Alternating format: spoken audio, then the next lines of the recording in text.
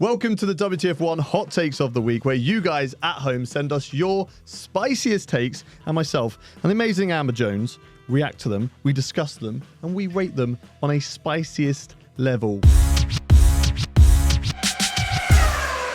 This one comes in from @Pnisco. Hope I've said that right. They say Ferrari should have never signed Lewis. Full stop. There, I said it. This is a very, very spicy hot take. Right now, they've got two strong drivers. Why would you want to change that? They're doing great for you. Carlos Sainz is making absolute moves. You've now dropped Carlos Sainz. Was it the right decision for Lewis Hamilton to come in? I'm going to take away my Lewis bias, okay? Because I think he's an amazing driver. We're just not seeing that at the minute. Maybe it's a mentality thing. Maybe it is the car. Whatever's going on at the minute, maybe because he's going to Ferrari, he really is like, do you know what, I'm not going to try too hard in the Mercedes, but I just feel like it's Lewis Hamilton, so I don't think he would do that. I think he would still push, but I maybe wish they left it like a year or two later. Let me delve into Oh gosh, Hayden, come on. I'm hurting here. You put on your Lewis Hamilton bias back on again and just cry in the corner a little bit, and I'll delve into this. Okay, so Lewis Hamilton not having a good start to the season. Bit of recency bias is going to say, yeah, okay, he's not great. But, you know, you can only go off the past results, so that's a fair point still. Has he been that great? No. Is Russell beating him? Yes. I do believe that there's a little bit within the team. Once a driver leaves, then you're less like, okay, cool, we're interested in that driver anymore. You're not really. I mean, Sebastian Vettel at Ferrari, he wasn't that great compared to Leclerc in 2019. Between 20, he was just like massively off. Like scored less than half the points, I'm pretty sure, compared to Leclerc in that season. So I think we could be seeing something similar between Lewis and George, just because, why would Mercedes put all their eggs in that basket? They're going to give George all the upgrades first. They're going to really go with George in terms of how do you want this car set up? Where do you want to go? So that sets them up for 2025. But Ferrari do have two incredibly strong drivers. You know, you look at it right now, and if you were to get rid of one, if Lewis Hamilton has to be there, then you probably, at the moment, by recent results, say you should take Sainz over Leclerc. Yeah, I don't know. It's a really tricky one. It's a tough one, but I still think that Lewis in the Ferrari is a good decision. Oh, this is a dilemma in my brain, but a super spicy hot take. Hayden, I'm going to kick off and say this is a 5. Oh. I'm going spicy. Yeah, you can't breathe at all. Don't know what that was. But a 4. I'm going to go for a 4 with me. Okay, that's fair enough. I think it's up there. Definitely. Okay, on to the next hot take. This one comes in from @Formula1 Daily. Ocon is overhated. He deserves more recognition for the mega job he's doing. He definitely underrated. He gets a lot of hate. Yep. But do I think he's underrated? I think he's a great driver, but there's nothing to me that stands out enough consistently for me to say, oh, 100%, he's so underrated. People need to respect him more. He's a great driver. He has shown that to us. And I think it was last season I was thinking, oh, actually, you know what? He's one to watch. Unfortunately, the Alpine car is not performing now, so I can't. There's not enough data for me currently. But I can commend that he is a great driver. So put him in a different car or the same car that's just performing to its capacity where it should be, then maybe. But I think as well, it comes on the off-track drama. Unfortunately, with Ocon, he's a little bit cringy at times, and that's where some of the hate also comes in. Bestie's on the podium, baby. Bestie, like, come on. No. I think it's a mixture of that. You know, he's not in these cars that performing super well. He's also being a little bit cringy off track. That's just his personality. Nothing wrong with that. We all love someone that's a bit cringe. Unfortunately, a lot of people don't like that. So I think it's a mixture of him as a person and a mixture of, unfortunate circumstances in Formula One. I think if you roll back his career, I do believe that I think he deserves to be appreciated more. He's got a race win under his belt. Yes, okay, it was a crazy race. Bottas went bowling, and and Max Verstappen had half a car that race, and Lewis Hamilton had to come through the field because for some reason they just wanted to take the race start by themselves. So I do think that, yes, he's got a race win under his belt. He got podium last season. He's had podiums before.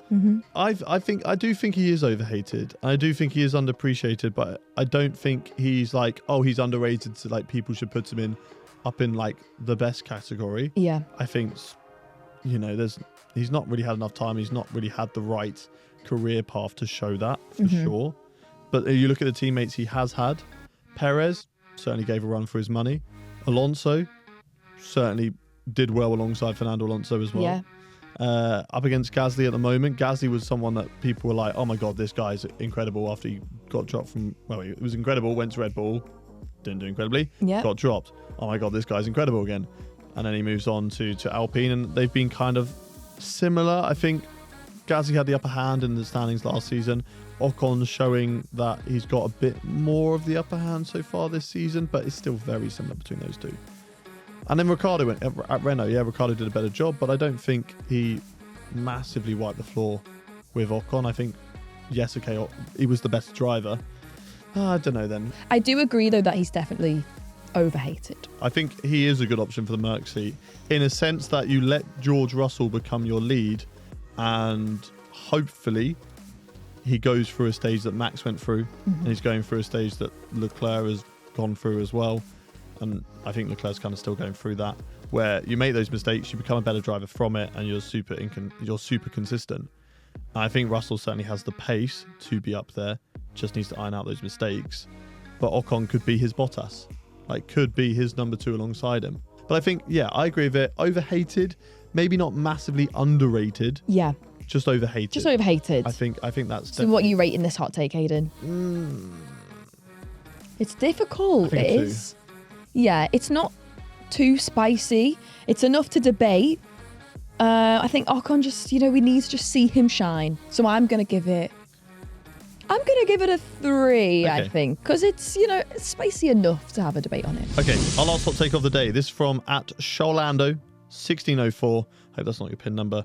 Andretti deserves a spot on the grid more than Haas or Alpine right now. The thing is with Haas, right? So if you said this maybe at the start of the season, yeah, 100%. Bring in Andretti. What are Haas doing? They just had a stinker.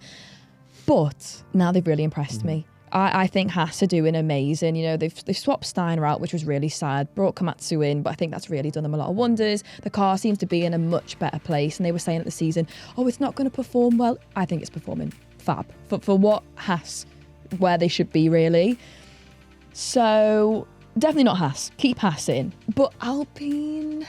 Yeah, it's a difficult one because we've had a conversation on they don't seem to look like they're pushing. No. They just seem to they want to get the car just a little bit better. That's it. We can stay maybe bottom end of midfield. We want a team that comes in and says, no, we're going to do the best that we can. And I feel like Andretti would do that. They might struggle when they first come into the season. Fair enough. It's a new team. They might have 2 seasons, let's say. Oh, this is quite difficult. The car's getting up there. The team's getting used to, being a new Formula 1 team. Alpine, they're really not doing anything for me at the minute. It would be sad, I think, to lose them. I'd like to keep them, but if I had to replace them, yeah, 100% I'd bring in Andretti. You put more trust in them to be a team that can come in and maybe move themselves up the ranks. Yeah. I think. Whereas an Alpine, as we've spoken about, we said that they're currently going down the field because they don't have ambition or they don't have any backing to sort of push themselves back up. Haas, I think, are still finding their feet, and it's still taking a long time because they don't have a lot of money and they don't have a lot of backing in the team, but obviously the cost cap is helping them out a bit more.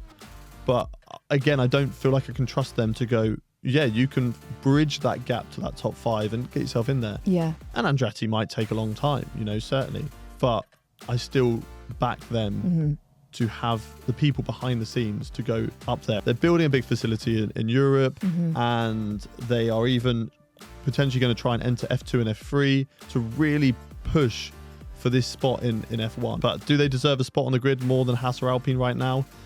What are you saying, Hayden? I just think it's equal. I think they deserve a spot as much as Haas and Alpine. And I say that from a sense that I think they all deserve spots on the grid. I don't think Alpine, instead of Andretti, to be you deserve a spot and Alpine and Haas don't. So kick them out the sport and let's get Andretti in. No. I think they all deserve their spot on the grid because they all have different reasons as to why they should be on the grid. Haas, very successful over in NASCAR. They've been in that series for so long. They're a name over there. Alpine made a name for themselves over in endurance. I think they deserve to be in Formula 1. Haas deserve to be in Formula 1. Andretti certainly deserve to be in Formula 1. All of them do.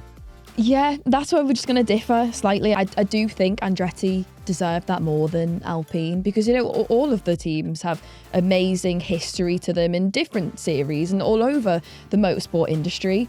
But with Alpine, it was Renault, it went over to Alpine, and I just feel like they're dropping down the field, and maybe, they can get back up there and it'd be bad. You swap them out, you bring in Andretti. Andretti now goes to the bottom. Alpine, potentially, in a parallel universe, in another world, they start getting back up the grid again, and we wouldn't know because they got booted out. But I definitely think it'd be nice to have that history in Formula One, just to bring Andretti, let them be a part of Formula One. I just do think it's just a bit more meaningful right now than Alpine. So what are you rating this hot take? I'm rating it I'm going to go with a 3. Oh no, that's fair enough. Then you've not gone too low. I'm going to go just one above you, and I'm going to go with a 4. I think it's quite spicy, and like you say, a lot of fans will have a lot of debates on this, but probably leaning more towards Andretti. So I think that's quite spicy. Oh, well, that's going to wrap up for this week's Hot Takes of the Week. Thank you very much, everyone, for watching. If you would like to get your hot takes in, make sure you reply to the tweet that goes out every week. You can also send your ones in on Facebook as well. We'll be looking out for those. And then we can get those on next week's Hot Takes of the Weeks. As always, Amber, thank you very much for joining me. Thank you for watching at home. Make sure you subscribe to the channel, and we'll see you on the next one. Bye-bye.